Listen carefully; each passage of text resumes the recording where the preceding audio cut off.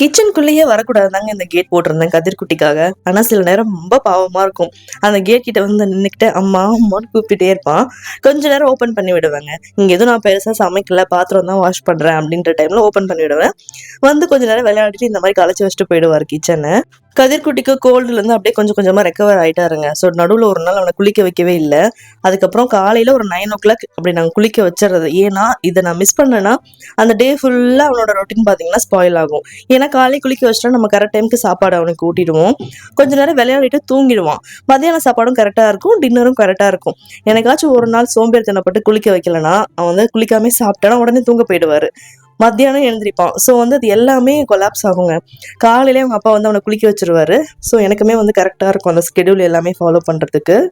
Weekly once ஆவது எங்களுக்கு வந்து பூரி கிழங்கு சாப்பிடணும். அப்படி இல்லைன்னா ஒரு மாதிரி இன்கம்ப்ளீட்டா இருக்க மாதிரி இருக்கும். இந்த கிழங்கு மசாலா தான் எப்பயுமே பூரிக்கு நான் செய்வேன். அது எங்க 2 பேருக்குமே ரொம்ப ஃபேவரட். ஹஸ்பண்ட் பாத்தீங்கன்னா அவனுக்கு அப்படியே பிரேக்ஃபாஸ்ட் ஊட்டி விட்டுருவாரு. இருந்தாலும் நாங்க சாப்பிடும்போது கதிர்குட்டிக்கும் தனியா ஒரு பிளேட் வச்சிருவேன்.